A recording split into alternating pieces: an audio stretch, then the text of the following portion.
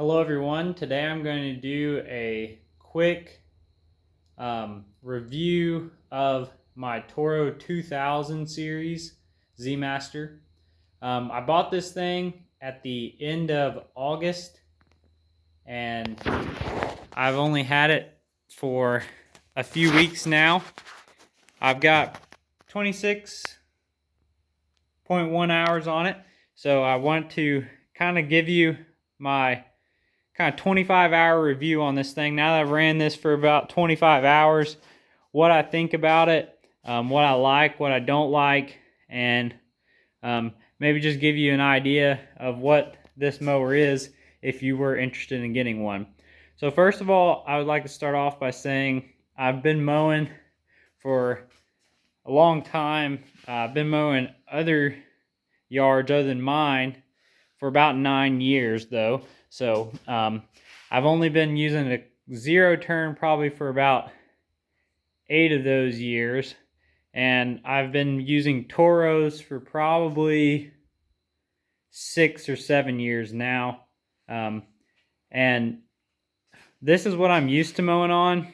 So this is a 2005 Toro. My dad has an identical one to this, which is a 2007. And then I'm also used to this Toro Titan, which is a 2010. So this is, for me, what I'm going to be comparing this thing against is this old Z400 Zmaster and a Toro Titan. Because I've not mowed on any of the more modern Zmasters. So take that into consideration when I'm giving you this review. I don't know how this compares to any of the more modern Zmasters. Like I said, 2007 is the earliest Zmaster we have. So I'm comparing that against this 2020. So I know there's a big time gap, but that's all I have experience on to compare this to. So first thing that I love about this mower is these tires. I mean, huge tires on look how small these are on this 48-inch cut. The 60-inch mower has these massive tires here. I love that. They don't really compact the ground very much. They float really well. We got 24 12/12s on the back here. I mean, just look at the size of this thing. Just unbelievably big tires. Have not got stuck yet. Hopefully it won't. It floats over wet ground really well compared to these little skinny tires here.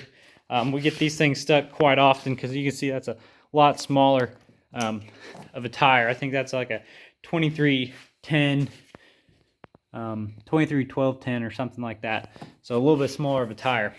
So these big tires are really handy. I do like the black rims because these white rims always get nasty looking. Black rims keep it looking a little better. Doesn't look all nasty like that. So one thing that I also like is the fuel tank is below the seat here. And what that allows this mower to do is have a lower center of gravity.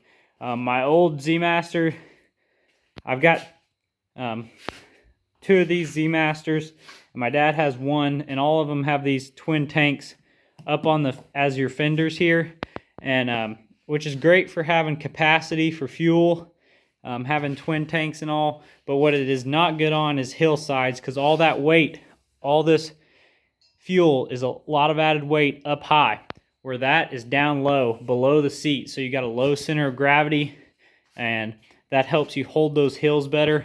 Along with the 60-inch has a wider wheelbase than a 48, so that also holds the hills really well. I can get on some hills with this thing that would not even hold it, just spin out and go down. This one will just cruise right through. So I'm loving that.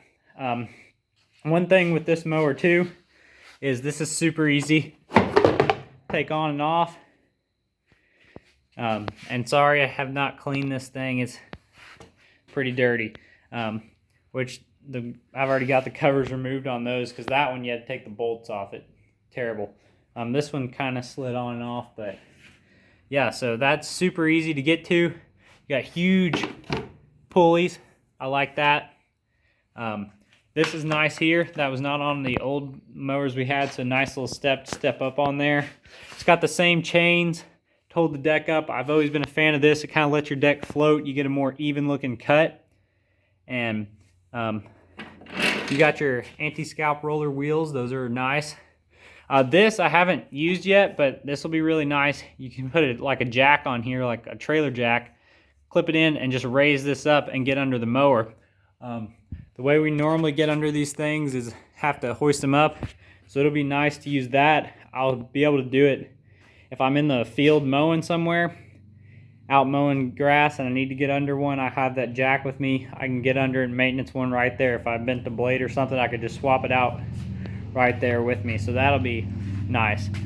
One thing the Z-Masters have always been able to do is you could always access real quick your deck. And true with this one too. This flips up, you can get right in there, work on it. This thing also, it's going to be hard to do it with one hand because I'm holding my phone, but pulls out. So you can see there how it kind of clips in. So that'll pull right in and out. Let's see if I can get it back with one hand. Look at that.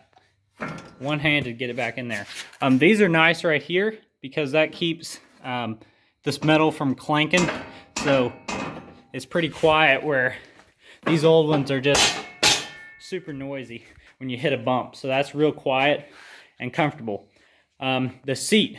Oh, I love the seat.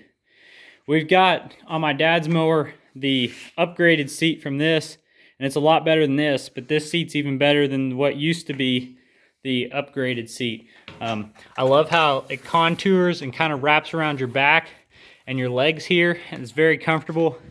This isn't even the nicest one. I know they make nicer seats, but you can turn this if you want it firmer or softer. So that's nice. Pull this and you can adjust your seat forward or back. So that's very nice. Let me get up here and show you on the foot pedal how you, how you raise and lower this deck. You just pick your height. This pin is magnetized, so you just slip it in wherever and it's good to go. You don't have to fool with pulling a pin in and out. And all you do is push in here, lift up on this, and it lowers into position. When you want it up, you just push it and it'll lock back up. So that's really nice. These old ones over here, you had to use your hand, and that one has a foot pedal. My other Z-Master does not have a foot pedal. My dad's doesn't, so you had to do it all with your hand. Those decks are heavy. So even with the foot pedal on that one, very heavy. And that's a 48-inch deck. This is a 60-inch deck, and I mean, I can just do it no problem whatsoever. Just super easy. My wife can even do it. It's not even heavy for her. So that is very nice. The parking brake is over here. Works great. Control handles, I like. They don't really get in your way. They don't crowd you, you know. Plenty of room here. Plenty of room on your feet. So that's very nice. Here's your gas cap. It's got a cord so you don't drop your cap or lose it. Very big opening, so that's nice. You got plenty of room. You're not going to be spilling gas everywhere. Great cup holder. Good phone holder right here, or anything else. The water balls don't really fall out of this. I was impressed because those don't hold anything. But yeah, my water ball stays in here without bouncing out, and my phone can ride right here. It kind of wedges in, doesn't fall out. I can even put my truck keys in there if I wanted to. Pretty safe and secure spot. Over here we've got, you know, your throttle, choke, key, PTO, nothing special. What I do like, the electronic hour meter, because all of our old ones don't have an electronic hour meter, which I'm sure that's just because those mowers are ancient. But when you turn it, it tells you what your battery's at, and then it also tells you that my PTO is good, my parking brake's engaged, my handles are in neutral, and my I'm sitting in the seat basically. So if any of these things aren't, like if I pull that out of neutral, that goes off so the mower won't start. So it tells you what needs to be done for the mower to start. So see, now that won't start because PTO is engaged. So that's pretty neat.